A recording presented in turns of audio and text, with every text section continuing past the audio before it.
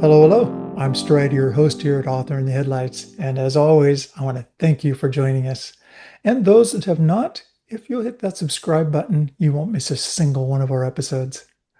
This morning, we have Kit Carson. And you thought you knew Kit Carson, right? Yeah, you're wrong. Good morning, Kit. Good morning. So you're a Montana girl. I I am. happen to love the state, been there many, many times. And it is, like I said, a beautiful country. Now, I spent time in Idaho also. I was a big game guide there for a Mhm. while. And so I've been out in the country there. Have some family in Montana. That's wonderful. So you picked up writing. When did you start writing? 2 years ago. Hey, then you are fairly productive in that I see you have four books out there, and I happen to know that you have another one that's just about ready to put out on the publishing. It So is number 5. Yeah. number five, and you have the Anderson Chronicles, Sheriff Elliot Mysteries, Western Mysteries, I presume those are, and Yes. that's modern West, right? That's not Old West. Correct. That's modern day. Tell us about it. What is the whole Anderson Chronicles about? How does it work? Well, they're all based in small town Western Montana. And the main character is a sheriff and his deputies. And of course, all the quirky, kooky townspeople who you meet up in small towns. They are all there. And the mysteries, the murders that happen, and then solving. And lots of times the townspeople have something to do with solving the mysteries as well as being involved in the Well, murders. small Yeah. towns do get involved because you know Mhm. everybody and you grew up with everybody and there's very few ins and a few outs and but it is what it is there. Yeah. Unfortunately, it's a good and a bad part of it. Everybody knows everything you're doing all the time. There's not a lot of privacy, but at the same time, when you need help in a small town, the whole town has your back. So it's a give and take, but in the long run, it's worth it, I think. Okay. So land grab, that's the start of your series. hmm Okay. And you've got Sheriff Elliot fixing all the problems, I So presume, or what we have, and we see a lot of that in modern day Montana now, is developers coming in, buying up land, and kind of in our minds ruining it sometimes. Anyway, we have this small town in a beautiful valley, and the Russian mafia. They want to come in and buy up this land and develop it, but the land isn't available. It's under a strong trust in the original family, the Anderson family. And the mafia decides that maybe they can just take out a few people and take the land anyway. They don't have any qualms about murder to get what they want. And then there's a beat story, there's a side story too of a rancher that's moved in from the city or and there's some disagreements about a fence line. So that just rounds out the whole land grab okay. theme. Yeah. Makes good mystery. hmm Okay, then you go to book two, Innocence Slain. How does that develop from that, or is that a separate Nope. story on its own? So all of my books have the same characters, except for the ones who die in their Small town, it murder. makes sense. You only have so many Exactly. people. Yeah. Yeah, yeah, but they're all written to be standalone. So book two is completely different, same characters. This time, a young girl. So the town is kind of a tourist town. It's actually based on another small town in Montana that I just came from this morning.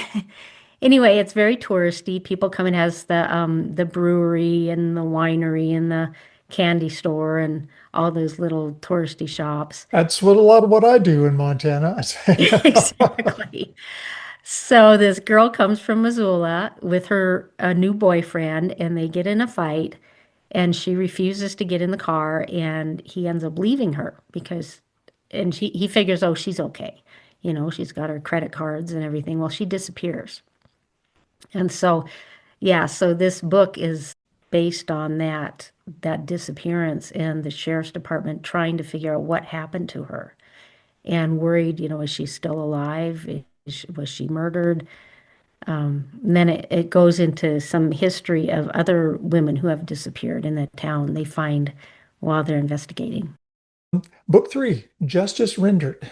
Have you know those people who have the perpetual garage sales? Like I that's do. Yep. that's their that's their business, their livelihood. So this story is around a guy who has a perpetual garage sale, and he's just a mess. It's right there on Main Street, and he's always overflowing into the sidewalk, and he's not a popular guy anybody anyway. So everyone in town kind of has a grudge against him, which makes the investigation a little more difficult because nobody's sad to see him gone. I But they bet all, it. yeah, they're all like, "Oh, but I didn't dislike him enough to murder him." Nefarious Intent. There's book four. So, Nefarious Intent starts out with a couple, a local couple who live up on the mountain, and it's right before Christmas time. So it's very, very cold, and they are found in their home frozen to death. But they are tied to their kitchen chairs. So obviously someone purposely, It sounds suspicious. yeah. And then not long after that, they have a son who lives in town. He's a banker. He and his wife go missing. And the only clue to their disappearance is a puddle of blood in their house. That sounds suspicious too. Now, I have found out that you have a book coming out, Savage Malice, book Hmm. five of that set, and it is not yet out, but it is like right on the doorstep. Oh yeah, It's it's getting ready. Just in design and formatting at the moment. okay. Um, So, fun thing, we decided to put it out on July 25th, which is exactly 2 years after we published Land Grab, the first book. Wow. Yeah, so we thought that'd be fun. That is not only that, that is productive.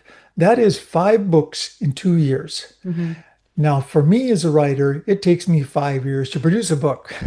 I Maybe can not hear quite that. that long, but what process do you use to be that productive? I'm what we call a pantser. I write it in my head, which sometimes backfires on me. I write scenes in my Yeah. head and I forget that I haven't actually written them down. So I'm reading through the book. It's like, oh, wait a minute, I've got to actually write that scene in there. I just, I have the basic theme and then I make it up as I go along. How I write, I have a very good imagination, obviously.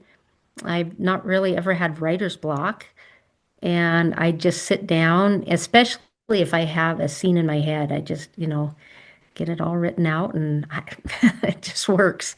Okay. Yeah. So you really don't lay out a plot ahead of time and Mm-mm. work it up. All right. That's good to know. There are people Mhm. that worry about that, that worry that, if I don't have it all laid out, it's just not gonna work. Well, sometimes I feel like plotting, just for me, I know that works for some people, but plotting, sometimes I have an idea in my head how things are going to go. And then as I'm writing along, I realize, that's not going to work. It's just not going to fit in the story. It goes along with killing your darlings. I've thrown away whole chapters because I realize they just don't fit in the book. They might be well written, they might be a good scene, but they don't fit. And so for me to actually plot things out and then get to a spot and you realize, yeah, that's not going to work, all that time plotting is wasted. Now, there you go. See, I'm the other way around. I Yeah. am a pantser also, Hmm.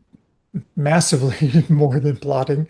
And yet I'll write something out and then get down the road and go, oh, realize that, man, I've gone a total different direction than what I was starting here. So now I have to go and throw that chapter out, throw Uh-huh. whole chapters away. So, and for Yep. those that don't know, it's pantser and plotter to plot, not plod. However, I think of it It's plotting because that's a plot. slow way to go.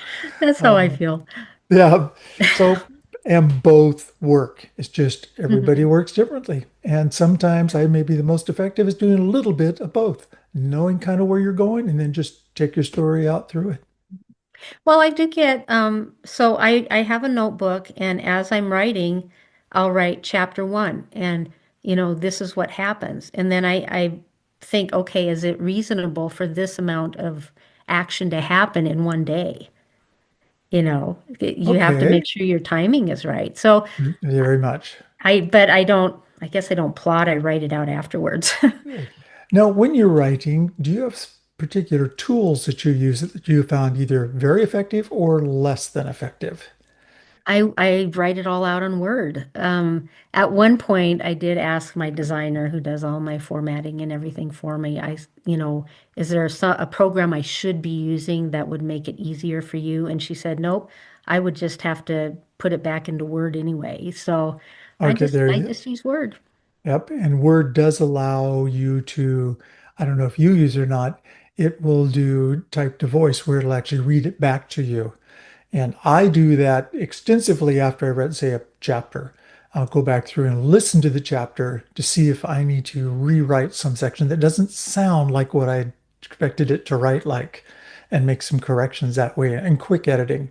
Mhm. Because when I put it into an audiobook, it needs to flow a certain way to hear it. And Mhm. sometimes what we type doesn't read out correctly when you hear it. So, And it's a good way to find mistakes. So I didn't absolutely. know until I listened to one of your other episodes that Word would do that. I had no idea. I usually read it out loud to myself and my husband. I'll read a chapter out to him and um That's true. Yeah. And a yeah. lot of them will do, some don't. Some say they do, such as Pages, if you're using an Apple.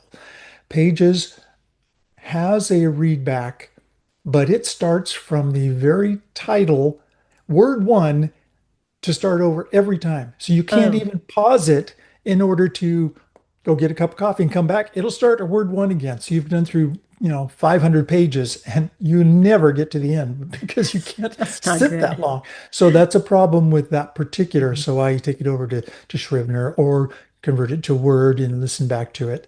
Mhm. So I have to do that because I do write in Pages a lot, although I've converted recently to Atticus and use that process because that also does some formatting for me. I like that. Mhm. And again, it doesn't read back. Actually, come to think of it, Atticus does not read back to you that way, but I have to read it somewhere else and then put it in there and do my formatting. So there's a lot of ways to do it. Absolutely. And everyone has its own upside and maybe some downsides to it. So So what could I ask you a question? sure.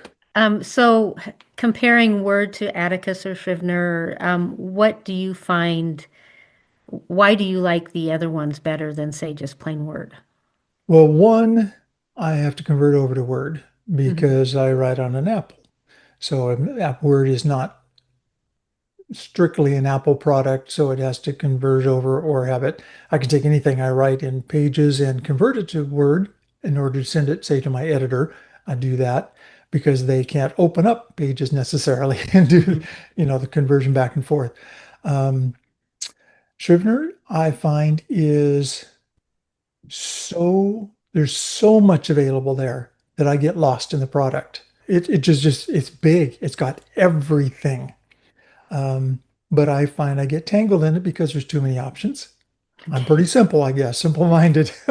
Atticus is easy to use. It formats everything beautifully right there in front of you. You know how many pages you've got, your formatter, all of that done with it. And you can just take it right and publish it directly from there. Oh. Um, I find that but it doesn't do the read back. That's the only downside I Oh. found it.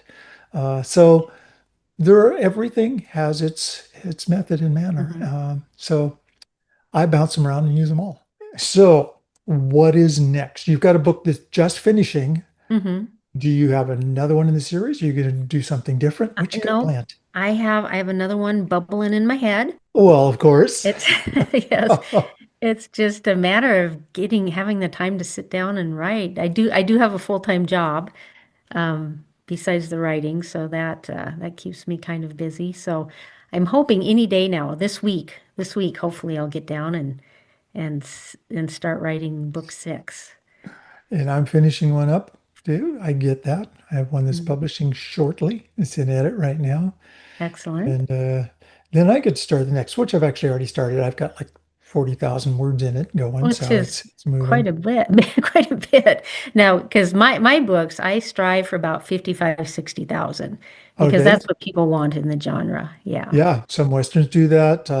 Romance will have a shorter books like that. Mine Mhm. tend to be in the 90 to 92,000. I try to hit that limit to it. And Mhm. so every genre tends to have a kind of a midpoint on where you kind of aim. And yet I've been doing Exactly. Yeah. interviews with people recently that are doing 150 to 200,000 words to a book. My goodness, A epics. tome, epic, yes, they are epic Yes. fantasies and those kind of things. So I don't know, width to a book, thickness to a book, Yes. word count. There we go. Well, Yeah, I'm sure my 60,000 word books are easier to edit. probably so. Mhm. Now, your books will be available on DurhamandPublishing.com's bookstore, and Mhm. they can link to them from this show down below. Do that for those of you that want to read. This is great stuff. Kit Carson, Montana Girl, and she writes the Anderson Chronicles, Sheriff Elliot Mysteries. Thanks for being with us, Kit. I really appreciate it, and it's been fun. Yes, it's been great fun. Thank you. You bet. And until next time, I'm Strider, your host here at Author in the Headlights, sponsored by DurhamandPublishing.com.